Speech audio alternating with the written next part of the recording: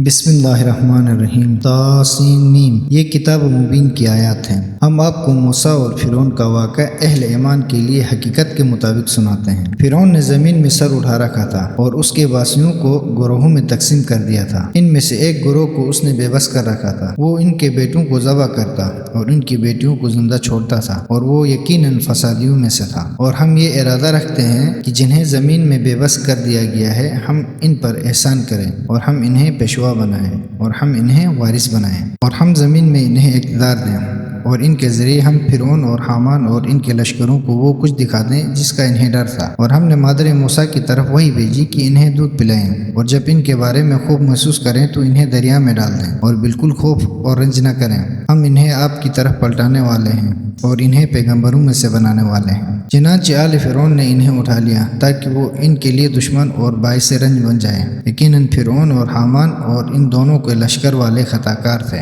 اور فرعون کی عورت نے کہا، یہ بچہ تو میری اور تیری آنکھوں کی ٹھنڈک ہے، اسے قتل نہ کرو، ممکن ہے یہ ہمارے لیے مفید ثابت ہو یا ہم اسے بیٹا بنا لیں۔ اور وہ انجام سے بے خبر تھے۔ اور ادھر مادر موسیٰ کا دل بے قرار ہو گیا، قریب تھا کہ وہ یہ راز فاش کر دیتی اگر ہم نے ان کے دل کو مضبوط نہ کیا ہوتا تاکہ وہ ایمان رکھنے والوں میں سے ہو جائیں۔ اور مادر موسیٰ نے ان کے بہن سے کہا، اس کے پیچھے پیچھے چلی جا۔ تو وہ موسیٰ کو دور سے دیکھتی رہی کہ دشمن کو اس کا پتہ نہ چلے۔ اور ہم نے موسیٰ پر دائیوں کا دودھ پہلے سے حرام کر دیا تھا۔ چنانچہ موسیٰ کی بہن نے کہا، کیا میں تمہیں ایسے گھرانے کا پتہ بتا دوں جو اس بچے کو تمہارے لیے پالیں اور وہ اس کے خیر خواہ بھی ہوں۔ اس طرح ہم نے موسیٰ کو ان کی ماں کے پاس واپس پہنچا دیا تاکہ ماں کی آنکھ ٹھنڈی ہو جائے اور غم نہ کرے اور یہ جان لے کہ اللہ کا وعدہ سچا ہوتا ہے، لیکن ان میں سے اکثر نہیں جانتے۔ اور جب موسیٰ رشت کو پہنچ کر تن و من ہو گئے تو ہم نے انہیں حکمت اور علم عطا کیا، اور ہم نیکی کرنے والوں کو اسی طرح جزا دیتے ہیں۔ اور موسیٰ شہر میں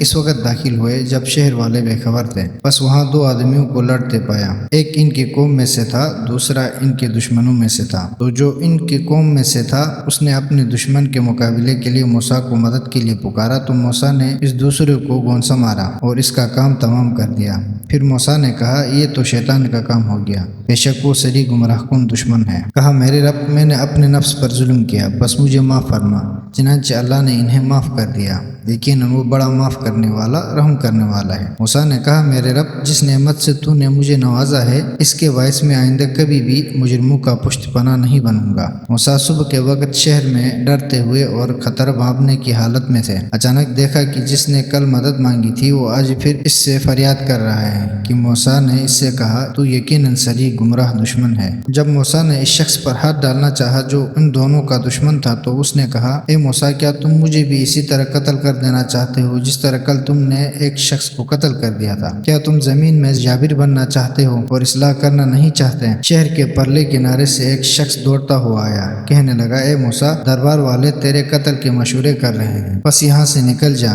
میں تیرے خیر خواہوں میں سے ہوں۔ چنانچہ موسیٰ ڈرتے ہوئے، خطرہ بھانپتے ہوئے وہاں سے نکلے، کہنے لگے، اے میرے رب، مجھے قوم ظالمین سے بچا۔ اور جب موسیٰ نے مدین کا رخ کیا تو کہا، امید ہے میرا رب مجھے سیدھے راستے کی ہدایت فرمائے گا۔ اور جب وہ مدین کے پانی پر پہنچے تو انہوں نے دیکھا لوگوں کی ایک جماعت اپنے جانوروں کو پانی پلا رہی ہے، اور دیکھا ان کے علاوہ دو عورتیں اپنے جانور روکے ہوئے کھڑی ہیں۔ موسیٰ نے کہا، آپ دونوں کا کیا مسئلہ ہے؟ وہ دونوں بولیں، جب تک یہ چرواہے اپنے جانوروں کو لے کر واپس نہ پلٹ جائیں ہم پانی نہیں پلا سکتی، اور ہمارے والد بڑی عمر کے بوڑھے ہیں۔ موسیٰ نے ان دونوں کے جانوروں کو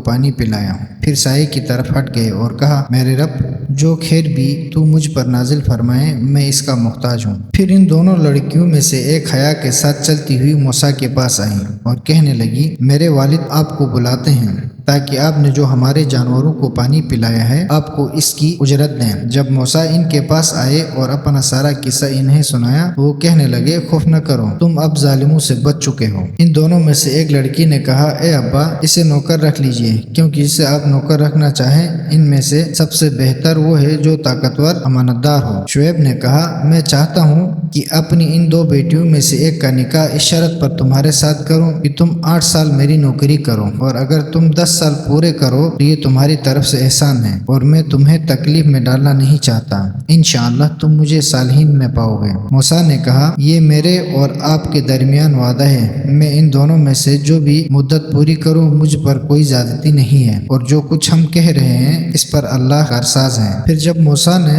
مدت پوری کر دی اور اپنے اہل عیال کو لے کر چل دیے تو کوہ طور کی طرف سے ایک آگ دکھائی دی۔ وہ اپنے اہل سے کہنے لگے ٹھہرو، میں نے ایک آگ دیکھی ہے، شاید وہاں سے میں کوئی خبر لاؤں یا آگ کا انگار لے آؤں تاکہ تم تاپ سکو۔ پھر جب موسیٰ وہاں پہنچے تو وادی کے دائیں کنارے سے ایک مبارک مقام میں درخت سے ندا آئی، اے موسیٰ، میں ہی عالمین کا رب اللہ ہوں۔